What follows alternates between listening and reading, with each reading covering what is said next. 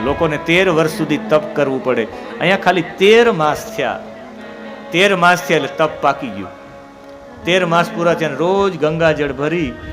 આજે પણ કાવડિયાઓ શ્રાવણ માસમાં છે, કાવડિયાઓ બોલ બમ કરીને આમ કાવડિયાઓ ગંગાજળ લઈને અભિષેક કરવા માટે આવે. લાઈનો ઊભી રહી કેટલા કિલોમીટર સુધી. એમ 13 માસ સુધી એ પણ કાવડિયામાં એ જલ ગંગાજળ ભરીને વીરેશ્વરની શિવલિંગ ઉપર પધરાવા જાય. ત્યાં તો 8 વર્ષનો બાળક વીરેશ્વરની શિવલિંગને આમ ભેટીને બેઠો છે. 8 વર્ષનો બાળક છે જેના મસ્તક ઉપર સુંદર જટા છે. 8 વર્ષના બાળકના વાળ મોટા છે, એમની જટા એની બાંધેલી છે, સુંદર જટા. વીરેશ્વરની શિવલિંગને ભેટેલો છે. આખો એ જે બાળક છે 8 વર્ષનો દિગંબર હતો, વસ્ત્રહીન હતો, નિર્વસ્ત્ર હતો. એની આંખ છે એ કાન સુધી લાંબી હતી, અહીંયા સુધી આમ લાંબી, એવડી મોટી આંખો હતી. મસ્તક ઉપર આખી જટા છે અને આખું શરીર પીઠ, આખું પિતાંબર જેમ ધારણ કરેલું, આખું પીળા કલરથી સુશોભિત આખું શરીર, પીળા કલરનું શરીર હતું.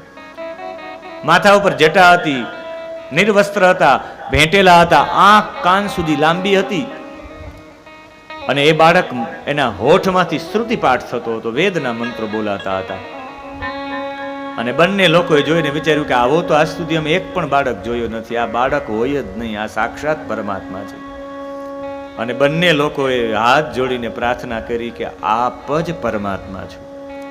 જેમ જલમાં શીતલતા આપનારા આપ છો. પાણી ઠંડુ શેના કારણે છે કોઈ પૂછે તો જલની અંદરની શીતલતા પરમાત્માના કારણે છે.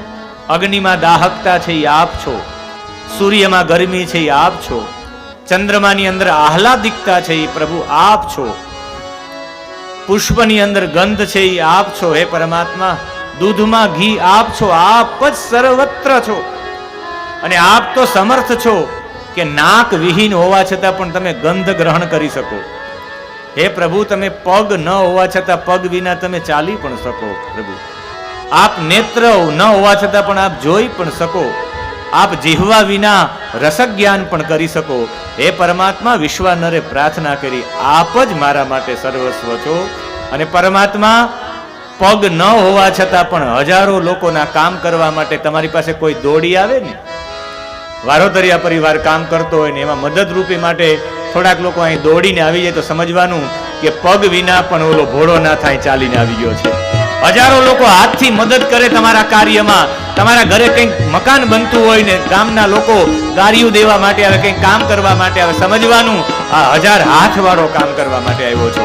જે અનેક પ્રકારે અદ્રશ્ય હોવા છતાં પણ અનેક કામ કરે છે, એને તો પરમાત્મા કહે છે. આ બંને લોકોએ એક અષ્ટક ગાયું છે અને એ અષ્ટકને અભિલાષા અષ્ટક કહેવામાં આવે. પોતાની અભિલાષા વ્યક્ત કરી પરમાત્મા એકમ બ્રહ્મેવ દ્વિતીયં સમસ્તં એકમ બ્રહ્મેવ દ્વિતીયં સમસ્તં સત્યં સત્યં નેવ નાનાસ્તિ કિંચિત સત્યં સત્યં નેવ નાનસ્તિ કિંચિત एको रुद्रो ना द्वितीयो वतर्षे एको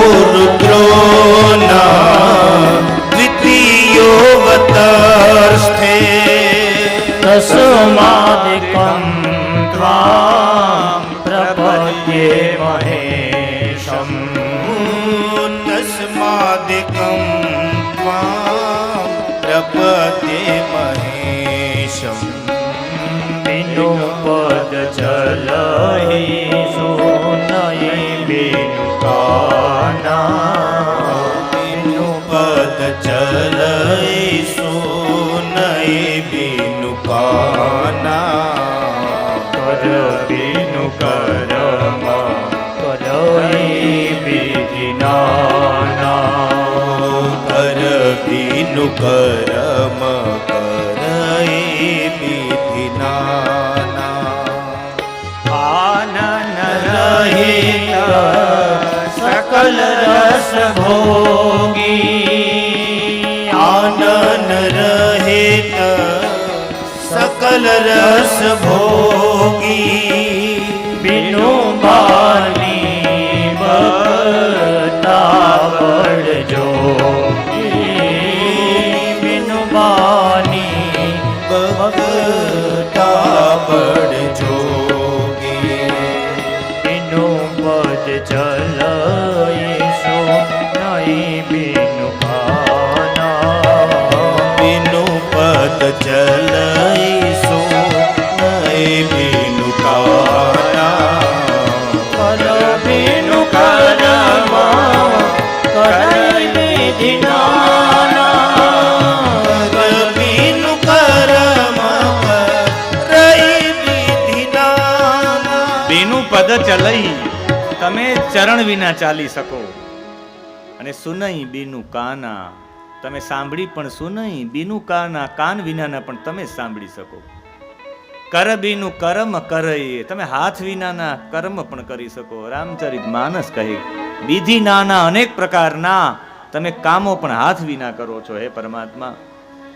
અને આનન રહિત મુખ વિનાના પણ સકલ રસ ભોગી બધા રસ છ રસને તમે પી શકો એનો આનંદ માણી શકો. અને બીનું બાણી તમારી પાસે વાણી નથી હોવા છતાં પણ તમારાથી મોટો વક્તા કોઈ છે જ નહીં. એની જેમ પ્રાર્થના કરી છે હે પરમાત્મા એકમ બ્રહ્મ એવ દ્વિતીયમ સમસ્તમ એક જ બ્રહ્મ છે બીજો કોઈ બ્રહ્મ છે જ નહીં. આ જેટલું પણ જે થાય છે એ બ્રહ્મ જ કરે છે. સહસ્રશી રેખા પુરુષ સહસ્રાક્ષ સહસ્રપાત હજારો માથા છે એ બ્રહ્મના મસ્તક છે. આ હજારો હાથો છે હજારો લોકોના હસ્તક છે. કથાના યજમાનજીએ વિચારવું જોઈએ કે મારા ઘરે આ શ્રોતાઓ સાંભળવા નથી આવતા, આ 1000 હાથ વાળો આવ્યો છે, 1000 લોકો આવ્યા છે એમ સમજવાનું. આ 1000 પગ વાળો એ પરબ્રહ્મ પરમાત્મા આવ્યા છે મારા ઘરે એ સમજી એના પ્રત્યેનો ભાવ રજૂ કરવો જોઈએ. એમ તમે બ્રહ્મ છો. હજારો લોકોની સત્યમ સત્યમ નેહ નાનાસ્તિ કિંચિત તમારા સિવાય બધું કંઈ છે જ નહીં. આ દુનિયામાં જેટલું પણ જોવું છે એ તમારું પ્રતિબિંબ છે. તમે બિંબ છો પરમાત્મા. એક રુદ્ર જ બધામાં છે એવા હે મહેશ તમે જ પરમાત્મા છો. મેં માન લીધું છે આ બાળકની પરમાત્મા છે. 2 લોકો સૂઈ ગયા, પોતાની અભિલાષા વ્યક્ત કરી તમે જ બ્રહ્મ છો. એવા 8 શ્લોકો ગાયા અને અભિલાષા અષ્ટક કહેવામાં આવે. અભિલાષાષ્ટકમ. આ અભિલાષા અષ્ટક આજે પણ કાશીમાં નિયમ છે કે જે વ્યક્તિ આ 8 શ્લોકો બોલે એને ઘરે સંતાન થાય. આજે પણ સવાર બપોર અને સાંજ ત્રિકાળ 1 વર્ષ સુધી 13 માસ સુધી 13 મહિના સુધી આ અભિલાષા અષ્ટકના સવાર બપોર અને સાંજ ત્રિકાળ જો પાઠ કરવામાં આવે તો એ વીરેશ્વર મહાદેવની સામે આનો પાઠ કરવામાં આવે તો એને ઘરે સંતાન થાય. પગે લાગીને કહ્યું કે તમારી અભિલાષા જાવ પૂર્ણ થશે. અને ભગવાને કહ્યું કે હું તમારે ઘરે દીકરો થઈને આવીશ. એવું કહ્યું ને બંને લોકો આંખ બંધ કરીને બેસી ગયા. આંખ ખોલી ત્યાં તો હતા નહીં પરમાત્મા. ત્યાં સંતોષ થયો કે ભલે સ્વપ્ન આવ્યું હોય, વિચાર આવ્યું હોય, ભ્રાંતિ થઈ હોય, જે હોય, સંતાન થશે તો આપણે સમજશું કે ભગવાનના આશીર્વાદ હતા. એ ભગવાન જ હતા. ને ખરેખર ધર્મશાસ્ત્ર પૂર્વક ગર્ભાધાન સંસ્કાર થયો. પછી પુંસવન સંસ્કાર થયો. પુમાન સુયતે ઇતિ પુંસવન. 2.5 મહિના આ સંસ્કાર થાય. પેટમાં રહેલો ગર્ભ હોય એને મજબૂત કરવા માટે, એને દ્રઢ કરવા માટે એ જે ગર્ભવતી સ્ત્રી છે એ વડલાનું મૂળ અને જુવારા જે આપણે વાવેલા હોય એને ઘસીને એના પાણીને બહુ જમણા નાકથી બહુ ઊંડા શ્વાસ સાથે સૂંઘતી હોય. સૂંઘીને શ્વાસમાં ઊંચું ચડાવે ને એ જે ગંધ જાય એ ગંધથી બાળક મજબૂત બને. એના પછી સીમંતોન્નયન સંસ્કાર આવે. સીમંત ઉન્નયન. સીમંત એટલે સેથો. આ સેથાથી બાળકનું ઉન્નયન થાય. આનો સીધો સંપર્ક પેટ સાથે છે. એટલે લગ્ન થાય પછી સેથો પૂરવામાં આવે. સેથાનો એ ગર્ભ સાથે સીધો સંસ્કાર છે. ગર્ભ સાથે સીધો જોઈન્ટ છે. એટલે તો વિધવા થઈ જાય પછી સેથો નથી પૂરવામાં આવતો. એ ગર્ભ સાથે આખો સંસ્કાર છે, ગર્ભ સાથે જોડાયેલો. અને એ સીમંતોન્નયન સંસ્કારમાં એક પીપળાની ડાળ, એક ઉમરાની ડાળ અને ઉમરાના ફૂલ સથી આંબાના ડાળ એ લઈને આમ એ ફેરવવામાં આવે. અહીંયાથી લઈને નાક સુધી લઈને સીધા પેટ સુધી. તાલીઓના નાદથી આપણે સ્વાગત કરશું. પૂજ્ય ધનસુખનાથ બાપુ પધાર્યા છે છવી વીરડીથી. એટલે અહીંયાથી બોલવામાં ઓમ ભૂર વિનયામી, ઓમ ભુવર વિનયામી, ઓમ સ્વર વિનયામી, ઓમ ભૂર ભુવ સ્વર વિનયામી. એના મંત્રો બોલવામાં આવે. ઈડ એર્જદિતયૈ કામ્યાયેત મૈવહ કામધરણમ ભૂયાત, એના મંત્રો બોલવામાં આવે કે અહીંયાથી લઈને પેટ સુધી મંત્રો બોલવામાં આવે. અને એનાથી એ મંત્રો બોલીને ગર્ભને રક્ષિત કરવામાં આવે અને પછી બાળકનો જન્મ થાય, પછી જાત કર્મ આદિ સંસ્કાર કરવામાં આવે છે. આજે જે સંતો પધાર્યા છે, મને એ બધા સંતોને ત્યાં ઠવી વિરડીમાં પણ પૂજ્ય નેમિનાથ બાપુના સ્થાનમાં મને પણ એક ભાગવત કથા શ્રવણ કરાવવાનો અવસર મને પ્રાપ્ત થયો છે. અને ત્યાંથી પૂજ્ય ધનસુખનાથ બાપુ આવ્યા છે. આપણે બધા તાલીઓના નાથી પછી તો એમનું સંતોનું સ્વાગત થશે, પણ આપણે કરતાલ ધ્વનિના માધ્યમથી સ્વાગત કરશું. પૂજ્ય નેમિનાથ બાપુએ ત્યાં મહાકાલીના મંદિરના એ ધરામાં ઊભા રહી અને તપ કર્યું છે. એમના પગમાં બધામાં કીડાઓ પડી ગયા હતા. અને એક હું વારંવાર કથામાં યાદ કરું રીટા નામની કૂતરીને, જે રીટા નામની કૂતરીને આજે પણ ત્યાં જેને ગાલ પિચોરિયા થાય એની માનતા માનવામાં આવે છે. મૂળ વાત એ છે કે ગર્ભાધાન સંસ્કાર, પુંસવન સંસ્કાર, સીમંતોન્નન સંસ્કાર, આ બધા સંસ્કારો પછી એક બાળક તરીકે એક દીકરો ઉત્પન્ન થયો અને પછી એના જાત કર્મ સંસ્કાર કરવામાં આવ્યા. નામ રાખવામાં આવ્યું ગૃહપતિ. શા માટે? કે અમારા ઘરનો પતિ થાય, એવા માટે ગૃહપતિ નામ રાખવામાં આવ્યું. યજ્ઞોપવિત સંસ્કાર આપવામાં આવ્યો 5મા વર્ષે.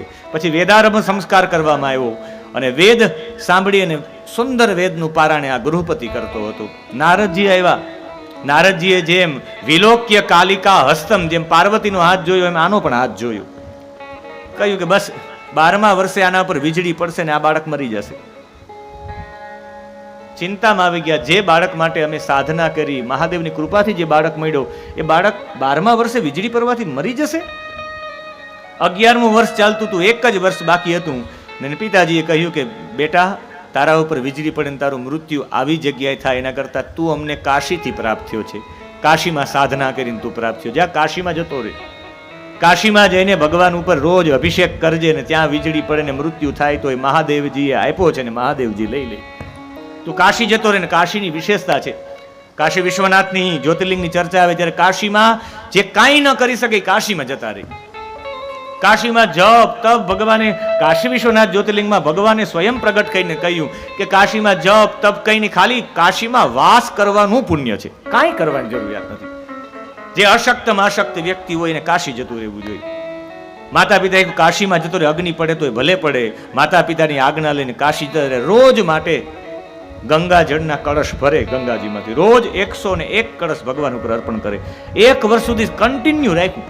રોજ ગંગાજી દૂર હોય, ગંગાજીથી ભરીને આવે અને ભગવાન વિશ્વનાથ ઉપર 108 કળશ પધરાવે. રોજ ખાલી કળશ એટલે સીધું પધરાવીને ભાગી જતા હશે, એમની મંત્ર બોલતા હશે, કમસે કમ નાનકડો મંત્ર બોલતા હશે. અને જ્યારે પણ ભગવાન ઉપર અભિષેક કરી ત્યારે ભગવાનની ધારાથી, ભગવાન ઉપર ઝીણી ધારાથી અને એકદમ મધ્ય ધારાથી અભિષેક કરવો જોઈએ. આમ ઠલવી દઈએ એમ પણ ન કરવો જોઈએ, મધ્ય ધારાથી. એટલે તો શ્રીંગી રાખવામાં આવે. ભગવાનનો અભિષેક કરવો હોય એ મધ્ય ધારા રહે એવા માટે. અને બધામાં મંત્ર બોલીને અભિષેક કર્યો. 108 એમ 1 વર્ષ સુધી કર્યું. ઇન્દ્ર પ્રસન્ન થઈને કહ્યું કે વરદાન માગો, શું જોઈએ? કહ્યું કે મારે તમારી પાસેથી કંઈ નહીં જોઈતું, હું તો એકને જ માનું છું, મહાદેવજીને, અને એ આવશે ત્યારે હું સમજીશ. ને એ સમયે બરાબર એ 12 વર્ષ પૂરા થવાની તૈયારી હતી. 12મા વર્ષે થવાનું હતું ને એ સમયે ઉપરથી વીજળી પડી. વીજળી પડવાની સાથે સ્વયં બેભાન થઈ ગયા.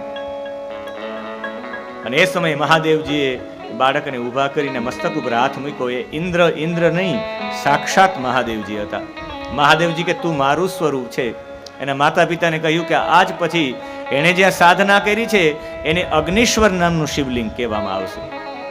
જે લોકો એની પૂજા કરશે એને અગ્નિનો, વીજળીનો ભય કોઈ દિવસ રહેશે નહીં.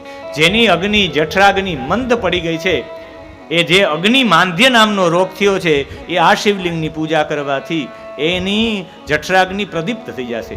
અગ્નિમાં સમાહિત થઈ ગયા એ અગ્નિનો અવતાર.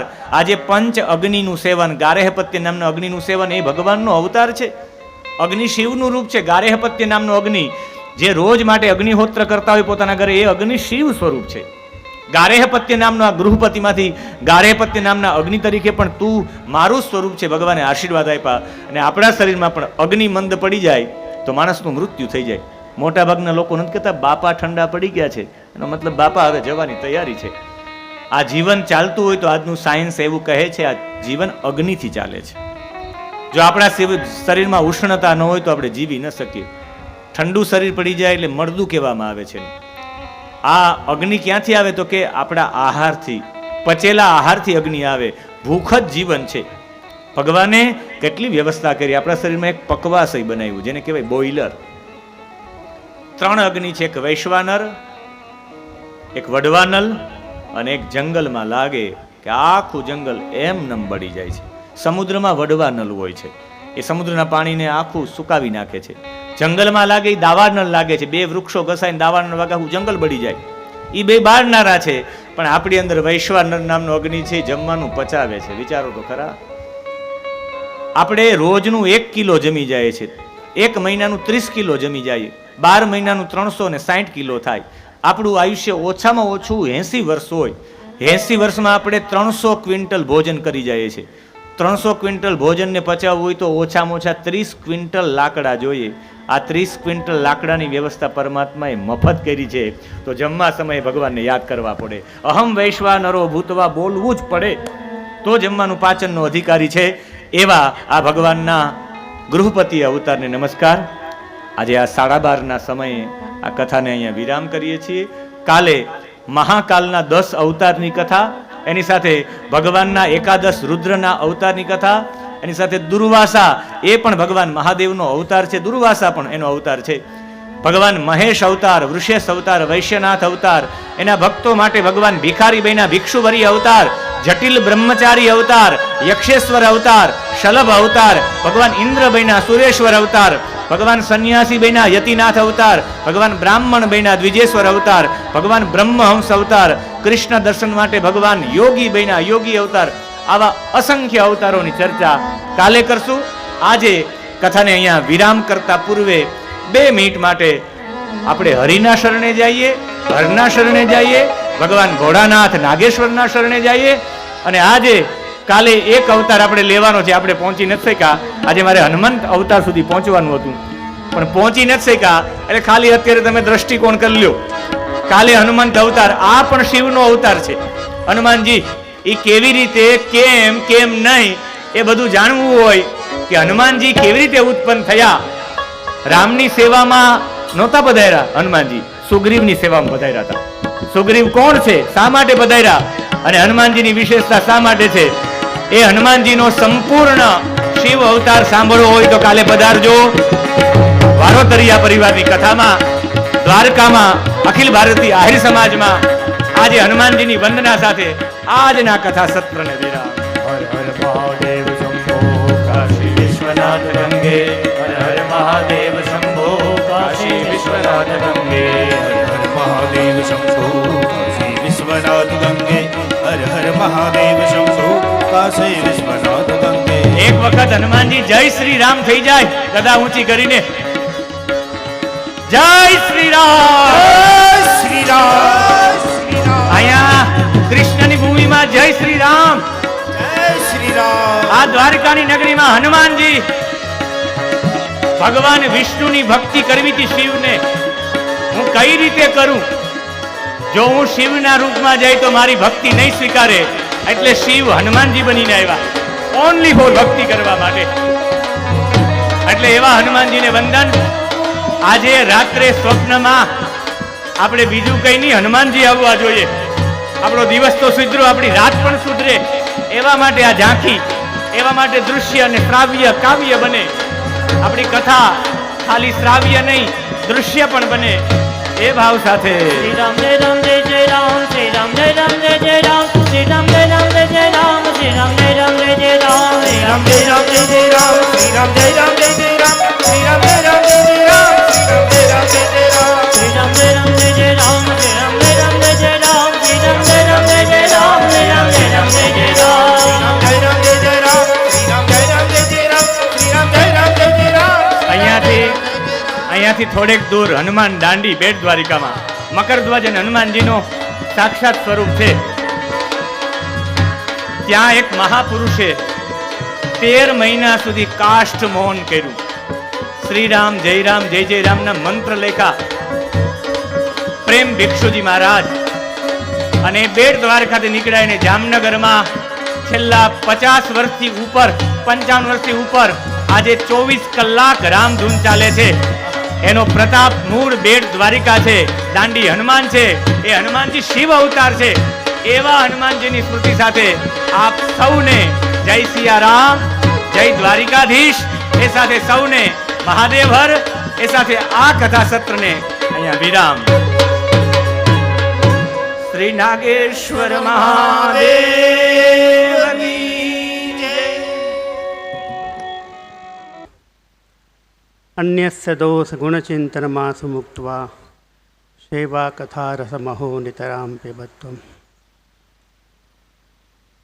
ભગવાન દ્વારિકાનાથની કૃપાથી શ્રાવણ મહિનાના આ ઉત્તમ માસે ભગવાન નાગેશ્વરના સાનિધ્યમાં વારોતરિયા પરિવાર દ્વારા શિવપુરાણની આ મંગલમય ભગવત કથા, જેમના મુખારવિંદથી કથા સાંભળવી એ ભાગ્ય કહેવાય એવા સ્વયં મહાદેવની કથા કરવા પધાર્યા છે.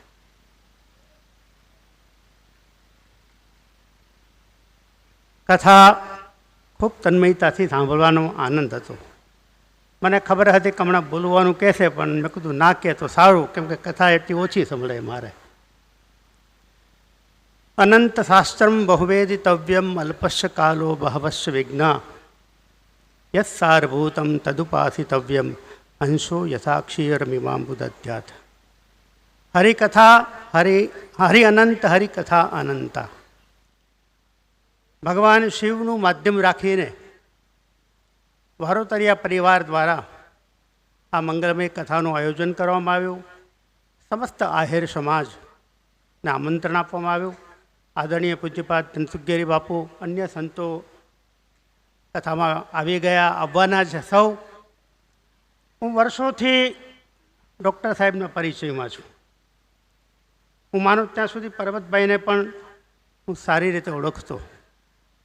આખું કુટુંબ લગભગ તો ઓળખે, પણ આહિર સમાજના ઘણા બધા ભાઈઓ સાથે મારો વ્યક્તિગત સંબંધ, આનંદાબાવાની સંસ્થાને સંબંધ. મને સૌથી વિશેષ તો આનંદ એ થાય કે વારોતરિયા પરિવારે ભગવાન શિવને, ભગવાન દ્વારિકાનાથને કથા સાંભળવાની ઈચ્છા થઈ, એટલા માટે આ આયોજન થયું. સાહેબ, અમારા શાસ્ત્રોમાં લખ્યું છે, માણસ ઈચ્છા કરે કે મારે કંઈક કથા કરવી છે તો કથા નથી થતી. પણ કથા કરવાનો સંકલ્પ તમારો જ્યારે તમારા મનમાં થાય ત્યારે 3 વસ્તુ ભેગી થાય. અને એ 3 વસ્તુ જ્યાં સુધી ભેગી ન થાય ત્યાં સુધી તમે કોઈ પણ સત્કર્મ કરી શકતા નહોતો. પોતાનું પુણ્ય, પૂર્વજોનું પુણ્ય અને આપણા પિતૃઓનું પુણ્ય, આ 3 પુણ્ય જ્યાં સુધી ભેગા ન થાય ત્યાં સુધી સત્કર્મનો સંકલ્પ સાહેબ થતો નથી. વાડોતરિયા પરિવારનું આ પુણ્ય ભેગું થયું, એકત્રિત થયું અને આ ભગવત કથા થઈ. હું હમણાં કથા સાંભળતો હતો. હું 7 વર્ષ કાશીમાં રહ્યો છું. મને યાદ છે એમને કહ્યું એ પ્રમાણે 1 વર્ષ સુધી હાથમાં ખાધું, એક વસ્ત્ર પહેરતો અને ખોબામાં પાણી પીતો, પાત્ર પણ નહોતો રાખતો.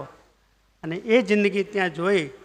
આજે ભગવાને બધું આપ્યું, પણ મને એમ લાગે ખોબામાં પાણી પીને જે તૃપ્તિનો આનંદ હતો એવો આનંદ ચાંદીના વાસણમાં પાણી પીએ જતોય નથી સાહેબ. આ દેશ ત્યાગનો દેશ છે, આ દેશ છોડવાનો દેશ છે, અને જે છોડે એને જ ભગવાન બધું આપે. હમણાં કથા કહેતા હતા, હું બેઠા બેઠા સાંભળતો હતો. શિવજીને એક વખત પાર્વતીજીએ પૂછ્યું કે પ્રભુ, એક વાત ઘણા મનથી મારા મનમાં સંકલ્પ છે પૂછવાની, પણ ઈચ્છા નથી થતી. આજ આપની પ્રસન્નતા જોઈને મને ઈચ્છા થાય છે, એટલે પૂછું છું. શિવજીએ પૂછ્યું કે દેવી પૂછો. એટલે ભવાનીએ એમ પૂછ્યું કે પ્રભુ, બીજું બધું તો ઠીક, આપ તો સંહારના દેવ છો, આપનું ક્રોધ આવતા મેં જોયું છે, પણ ક્યારેય આપ રડ્યા છો ખરા? એટલે ભગવાન શિવે ભવાનીને એમ કીધું કે તમે મને બધું પૂછો આ સિવાયનું, બાકી બીજું હોય તો પૂછો, પણ તમે મને રડવાનું ન પૂછો. હાથ જોડીને સતીએ ભગવાનને કહ્યું કે પૂછું તું એટલા માટે જ પૂછું તો આપની પ્રસન્નતા એટલે. અને બહુ દુરાગ્રહ કર્યો ત્યારે શિવજીએ કીધું હું જીવનકાળમાં 2 વખત રડ્યો છું.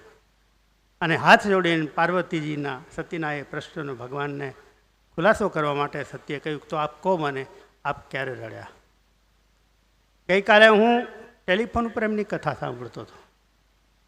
સાહેબ સતી કુંભજ ઋષિના કુંભમાં ઘરમાં ગયા કથા ન સાંભળી એનો ખુલાસો તમે જે રીતે કર્યો અને બહુ પ્રસન્નતા થઈ. અત્યાર સુધી જે કથાઓ કહેવામાં આવે છે એમાં એમ કહે છે કે જેનો કથા કહેનાર પતિ અવળો મોટો હોય એ ઘરાના લોકો પાસે થોડી કથા સાંભળવા જાય. પણ એમને જે ખુલાસો કર્યો સતીમાંથી ભવાનીમાંથી પાર્વતી થવા માટે થઈને જે પ્રસંગ ઉપસ્થિત કર્યો હતો એ જે શાસ્ત્રજ્ઞ માણસ હોય એ જ આ ખુલાસો કરી શકે, બાકી કોઈ ખુલાસો ન કરી શકે. ને એ ખુલાસો એમને હું શ્રાવણ મહિનાના આખા મહિનાના મૌનમાં છું, કથા એમની સાંભળું છું. પર્વતરિયા પરિવારના પ્રેમને લઈને લાગણીને લઈને ઘણી વખત એમ થાય બોલવું પડે તો બોલવું પડે, પણ આટલા બધા માણસો મૌન બેઠા છે એ અમારું મૌન છે, એ અમારું મૌન છે. ઘટના એ ઘટી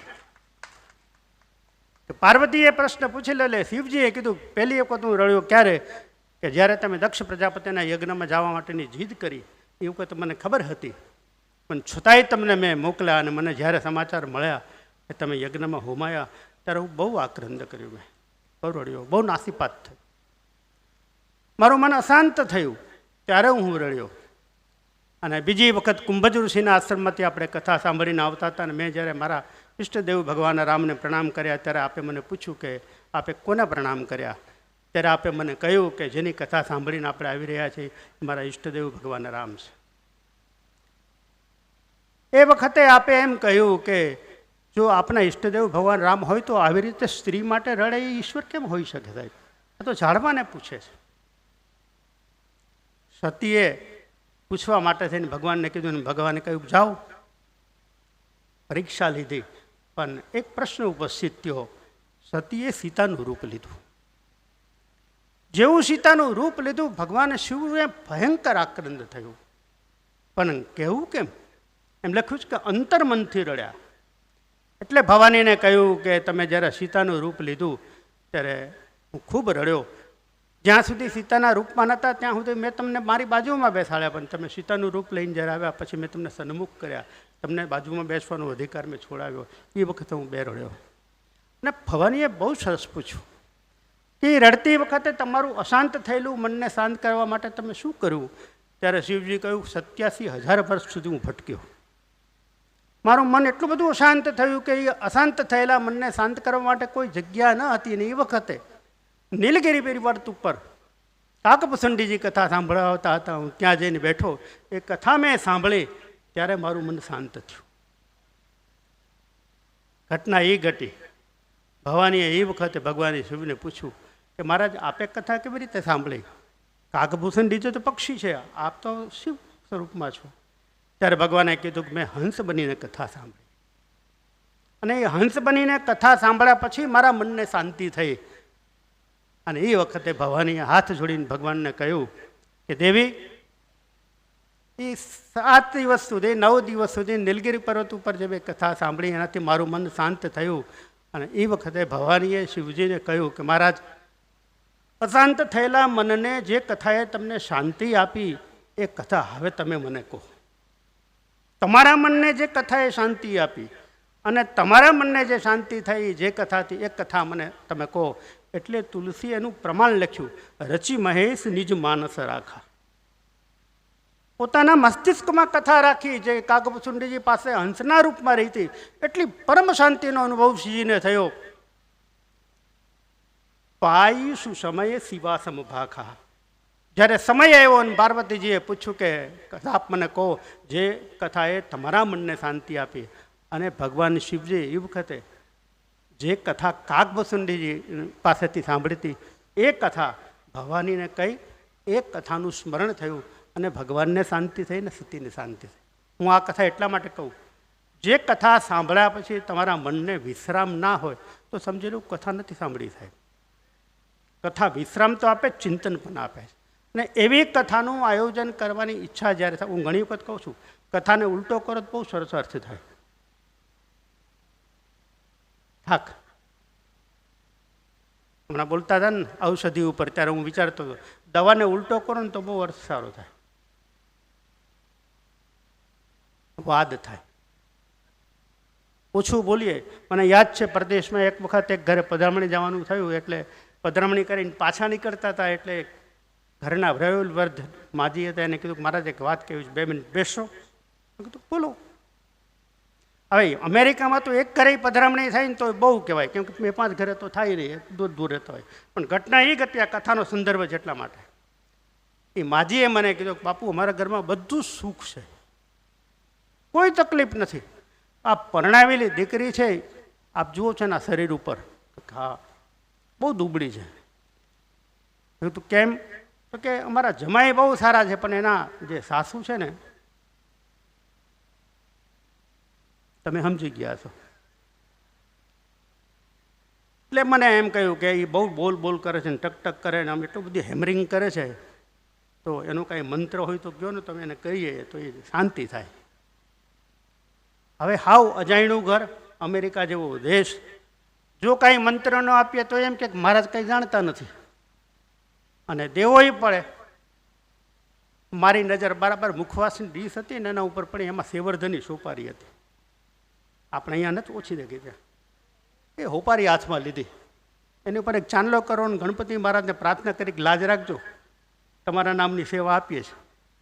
દીકરીને કીધું કે લે બેટા હોપારી રાખ, તારી સાસુ બોલવાનું ચાલુ કરે ને ત્યારે મોઢામાં રાખી મૂકી તારે સાસુ બોલશે જ નહીં. આ સાચી ઘટના તમને કહું. અઠવાડિયા પછી મને અમેરિકામાંથી ડોસીમાનો ફોન આવ્યો કે મહારાજ બીજી હોપારી મોકલજો ને.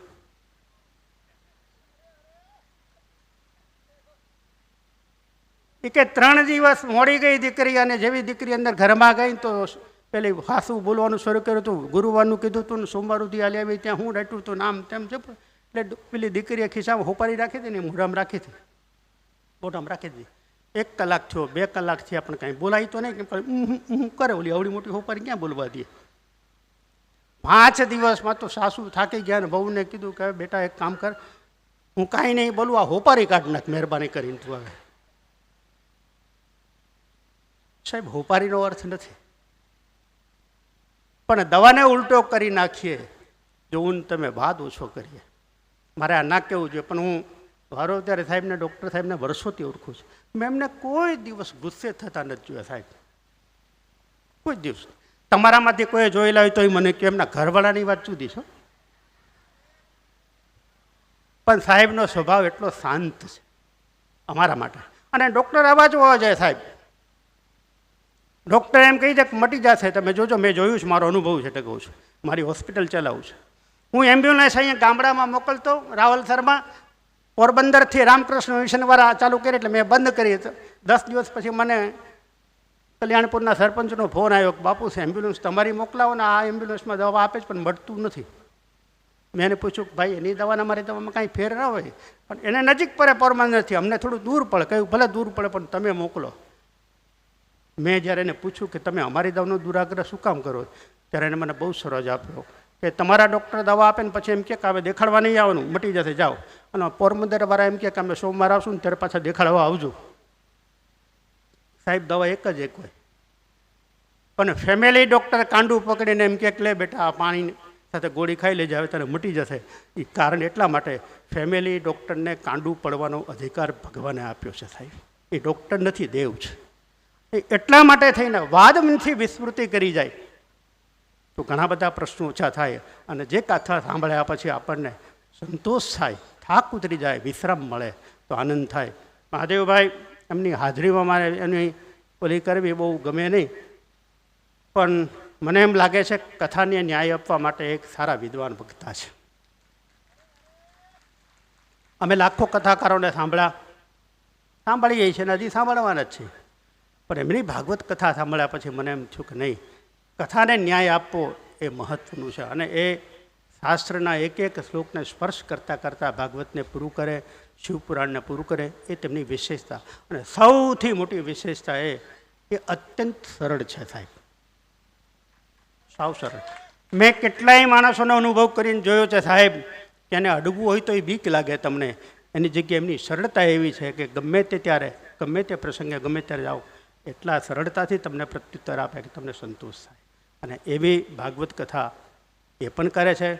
અને આજ શિવપુરાણની કથા ભગવાન દ્વારકાનાથને સંભળાવવા માટે સ્વયં નાગેશ્વર મહાદેવ રૂપે આવીને બારોતરિયા પરિવારના આ સંકલ્પને મેં હમણાં જ કહ્યું, કદાચ માની લો કે તમે તમારા પિતૃ નિમિત્તે એક કથા કરી હોય ને તો એની તો મુક્તિ એવા ટાણે થઈ ગઈ જ્યારે તમે સંકલ્પ કર્યો. કારણ એટલા માટે ઈચ્છા એ ઈશ્વરની ઈચ્છા વગર આ સંકલ્પ થતો જ નથી સાહેબ. અમારી પાસે કેટલા એવા માણસો છે કે અમારે તમારા ઘરે પધરામણી કરવી છે, સત્યનારાયણની કથા કરશું ને ત્યારે 15 વર્ષ વહી ગયા, હજી પધરામણી નથી ને એને સત્યનારાયણની કથા નથી કરી. કારણ એટલા માટે એ તો ભગવાન ઈચ્છા કરે તો સત્કર્મ થાય. અને એવો સત્કર્મનો સંકલ્પ વાડોતરિયા પરિવારે કર્યું. ભીખુભાઈ અહીં બેઠા છે, લગભગ બધો વળી ડાયરો જેટલો બેઠો છે એમાંથી બધાથી હું પરિચિત છું. પણ જામનગરનું આહેર સમાજનું એક ઘરેણું એનું એક વસ્તુ મને કાયમ ગમે, છેલ્લા હું 10 વર્ષથી જોઉં છું કે તમે દીકરીઓને ભણાવો છો. હું એમ નથી કહેતો કે તમારી દીકરીઓ હોશિયાર થાય, ભણી ગણીને થાય, સારું છે, હોશિયાર થાય તો જરૂરી છે. પણ સાહેબ હું તમને આજે કહું, દીકરાઓને દીકરીઓને ભણાવજો. ભણાવવા માટેનું કારણ એવું નથી કે મોટા મોટા ઇન્જિનિયર થાય ને ડૉક્ટર થાય ને, સારું થાય તો એમાં કોઈ ખોટી વાત નથી. પણ દીકરીઓને એટલા માટે ભણાવવાનું છે કે દીકરીઓને કોઈ મૂર્ખ ન બનાવી દે સાહેબ. મેં કેટલી વખતે જોયું છે, મેં 2500 દીકરીઓના લગ્ન કર્યા, એક પણ દીકરી પાછી નથી આવી સાહેબ. કારણ એટલા માટે કેવલ લગ્ન માટે નહીં, એની પાસે પ્રાર્થના ઈશ્વરની સાથે રહે છે. અને મેં જોયું આપણો દેશ, આપણો ધર્મ, આપણો પરિવાર, સંપ્રદાય ભૂમિકા જોઈએ એવું કેટલુંય આપ્યું છે કે જેને આપણે કરવાનું છે. અને હું જોઉં છું આહેર સમાજ કન્યા છાત્રાલયમાં મને ભીખુભાઈ કહેતા કે 1000 1200 1500 દીકરીઓ ભણે. મને યાદ છે રાવલપુરના રાવલસરના એરિયાની સ્કૂલો મેં આજથી 10 વર્ષ પહેલાં 1100 કોમ્પ્યુટર આપ્યા હતા હાઈસ્કૂલોમાં. એક દીકરી ભણે ગણીને હું રસ્તામાં એક વખત જતો હતો મને રાવલ હોસ્પિટલમાં, ત્યારે કીધું બાપુ 2 મિનિટ મારા ઘરે આવો ને. અને હું જ્યારે અંદર ઘરમાં ગયો તો એ દીકરી મને પ્રણામ કરીને કે બાપુ મને આપ ઓળખો છો? મેં કીધું ના. તો કે 10 વર્ષ પહેલાં તમે કોમ્પ્યુટર અમારી સ્કૂલમાં આપવા આવ્યા હતા, હવે હું કોમ્પ્યુટર ઓપરેટર થઈ ગઈ છું, હવે હું કોમ્પ્યુટર ઉપર બધું જ કામ કરી શકું છું. અને એ વખતે મને તો આનંદ હતો, પણ એ દીકરીના બાપના આંખમાં આંસુ હતા. એ રાજી થઈ એને જોતો કે મારી દીકરી ભણી. સાહેબ હું એટલા માટે કહું, દીકરીઓને ભણાવજો, બચ્ચાઓને ભણાવજો. ખૂબ સંપત્તિ આપી હોય તો સમાજના હિત માટે, સમાજના કલ્યાણ માટે કંઈક સારું નરસું કામ કરવાનો ટાઈમ અવસર અત્યારે આપણને ભગવાન આપ્યો છે. અને એવા માધ્યમ દ્વારા આવા સત્કર્મો, ઘણા લોકો પૂછે કે ભાઈ આ કથામાં વ્યસ્ત જાય. કથા વ્યસ્ત માટે નથી, કથામાં ઘણું જાણવા મળે ને ઘણું શીખવા મળે ને ઘણું અનુભવવા મળતું હોય છે. અને બધી વાત સાચી, માણસને મોટામાં મોટી શાંતિ જો મળતી હોય તો એ ભગવાનના નામમાં ને ભગવાનના ધામમાં. આવું ભગવાન દ્વારકા ક્ષેત્રનું કામ વાડોતરિયા પરિવારે આ શિવપુરાણની કથાનો સંકલ્પ કર્યો. મહાદેવભાઈને બોલાવ્યા, મને પણ અહીંયા આમંત્રણ આપ્યું. ધનસુખગીરી બાપુઓને પધાર્યા, અનેક બીજા સંતો ઘણા બધા પધાર્યા. આ સંકલ્પ કરવા માટે તમારા પિતૃઓ, તમારા પૂર્વજો અને તમે જેના નિમિત્તે કથા સંકલ્પ કર્યો એની મુક્તિ તો ત્યારે જ થઈ ગઈ. આમાં મારા મનમાં એક સંકલ્પ છે. મને આમંત્રણ આપવા માટે આવ્યા પહેલી વખત કે બાપુ કથા કરીએ તો આપ પધારશો? મેં કીધું નહીં કે આખા મહિનાનું 3 મહિનાનું મૌન છે. મેં કીધું આવીશ, તમે મને કહેજો કઈ તારીખે આવીશ. પણ રાજીપો એટલા માટે એમની સરળતા, એમની શુદ્ધતા અને એમનો વ્યવહાર એટલો પવિત્ર છે કે ન જવાની ઈચ્છા નહીં, જવાની જ ઈચ્છા થાય. અને એટલા માટે થઈને આજે આવવાનું થયું. હું ભગવાનને પ્રાર્થના કરું આવા શિવ સંકલ્પ દ્વારા લોક સમાજનું કલ્યાણ. અને સાહેબ શંકર ભગવાનનું નામ જ કલ્યાણ છે. રામકથા એ સંકલ્પ શિવજી જુએ, કૃષ્ણ કથા કરી હોય તો એ શિવજી જોઈએ. ને સાહેબ શિવ વગર તો રામકથા નથી ને કૃષ્ણ કથા નથી. વક્તાએ રામ શિવ છે, શ્રોતાએ રામ છે. પણ અહીંયા તો વક્તાએ શિવ છે અને શ્રોતાએ શિવ છે. કોઈ કથા એવી નથી કે જેમાંથી. અને બીજી વાત, ગમે તેવો સંકલ્પ તમે કરીએ ને ગમે તેવો યજ્ઞ કરીએ પણ યજ્ઞનો હેતુ જો કલ્યાણમય ન હોય, શિવમય ન હોય તો યજ્ઞ સફળ નથી થતો સાહેબ. એવો યજ્ઞનો સંકલ્પ વાડોતરિયા પરિવારે કર્યો. ભગવાને શિવની કથા કરવાનો સંકલ્પ કર્યો ને એ સંકલ્પમાં અમને આવવાનું સદભાગ્ય મળ્યું. હમણાં જ એમને કહ્યું કે ભાઈ દીકરો બહુ તોફાન કરે ને તો મા એમ કહે કે તને ખાવા નહીં દઉં, તો છોકરો એમ કે તું ખાવાના તો કંઈ નહીં, હું આણંદામાં ચકલે જઈને ખાઈ આવીશ. અને ઘણી વખત એવું બનતું હોય કે છોકરો તોફાન કરે ત્યારે મા એમ કે તું ખાઈ લે મારા રોયા ને તું ક્યાં આણંદામાં ચકલે ખાવા જઈશ. મને યાદ છે હજી એ આજ પણ 350 વર્ષ થયા રામરૂટી આજે પણ નાત જાતના ભેદભાવ વગરની સાહેબ ભૂમિકા. હમણાં એમને મા બાપ પર બોલતા હતા ત્યારે મારે ત્યાં હમણાં છે આખી દુનિયાને કોરોના થયો સાહેબ. મારે ત્યાં 80 વર્ષથી 105 વર્ષ સુધીની માતાઓને કોરોના માટે કલેક્ટરે હુકમ કર્યો તપાસ કરો, અને કોઈને કોરોના નહોતો એટલે કલેક્ટર પોતે જાત તપાસ કરવા રવિ સાહેબ આવ્યા, અને એની હાજરીમાં કોઈને કોરોના ન થયો તો મને ફોન કર્યો કે મહારાજશ્રી તમારી આ બુઢી ડોશીમાઓને કોઈને કોરોના નથી, મારે એનું સન્માન કરવું. સાહેબ કલેક્ટર પોતે પોતાના ખર્ચે 39 સાલ લઈ આવી અને 39 ડોશીમાઓનું સાલ ઉડાડીને સન્માન કર્યું કે આખી દુનિયામાં કોરોના થયો છે ને તમે આમનામ નિરોગી બેઠા છો, તમને કાંઈ નથી, એનો આનંદ મને થાય છે. સાહેબ આ એટલા માટે કહી રહ્યો છું, લાખો કમાતા હો ભલે પણ મા બાપ જેના ના ઠર્યા. પુનિત મહારાજે લખ્યું, લાખો કમાતા હો ભલે પણ મા બાપ જેના ના ઠર્યા, એ લાખ નહીં પણ રાખ છે, એ માનવું ભૂલશો નહીં. ભગવાને તમને ઘરમાં મા બાપ આપ્યા હોય એની પરિક્રમા કરજો. ઓલી પરિક્રમા કદાચ નહીં કરો તો અફસોસ નહીં થાય, પણ આ પરિક્રમા કરવાની જો ચૂકશો તો એનો કોઈ વારો નથી, અવસર નથી. અને એવી ભગવાને કથા મને તમને આપી છે, અને એ કથાનો સંકલ્પ વારોતરિયા પરિવારે કર્યો છે. અમને સૌને આમંત્રણ આપ્યું, રાજીપો વ્યક્ત કરીએ. ભગવાન કૃષ્ણની નગરીમાં, ભગવાન નાગેશ્વર મહાદેવની નગરીમાં શ્રાવણ માસના પવિત્ર દિને જે કોઈ આવે એને પ્રસાદ લઈને કથા સાંભળવાનું સૌભાગ્ય એમને મળ્યું, અને શુદ્ધ અને સાત્વિક વ્યક્તા તરીકે મહાદેવભાઈને બોલાવ્યા. મારો રાજીપો વ્યક્ત કરું, હું એમની કથા સાંભળું છું. મેં અત્યારે ચોખવટ કરીને કે મૌન હોય પણ ટેલિફોન ઉપર તો સંભળાય ને, સાંભળું. કારણ એટલા માટે શાસ્ત્ર વસ્તુ છે એ બહુ ઓછા પાસે ચિંતન છે, ને એ ચિંતનની ભૂમિકા એમના દ્વારા રજૂ થાય છે. એટલે કથાનો પણ આનંદ થયો. ફરી વ્યાસપીઠ ઉપર બેઠા છે એટલે શાસ્ત્રની સંમત ઉપર એ વ્યાસ છે જે વ્યાપક બનાવે છે. એમના ચરણોમાં વંદન કરીએ, એમના હૃદયમાં બેઠેલા ભગવાન શિવ મહાદેવને વંદન કરીએ, અને જે યજમાને આ કથાનો સંકલ્પ કર્યો છે એ સંકલ્પની પૂર્તિ કરવા માટે ભગવાન એમના હૃદયમાં જે આ સંકલ્પ કરાવ્યો એ પરમાત્માને વંદન કરીએ. અને સમસ્ત આહેર સમાજ આખા જામનગર જિલ્લાનો સાહેબ જય નાનો મોટો ભેગો થયો કથામાં બેઠા છો, આપ સૌના હૃદયમાં ભગવાન કૃષ્ણ ભગવાન મહાદેવ બેઠા, એમને વંદન કરી હું મારા શબ્દોને વિરમું છું. ફરી આપ સૌના હૃદયમાં બેઠેલા પરમાત્માને વંદન કરી, ભક્તાશ્રીના હૃદયમાં બેઠેલા ભગવાનને વંદન કરી મારા શબ્દોને વિરમું છું. હરિ ઓમ તત્સત.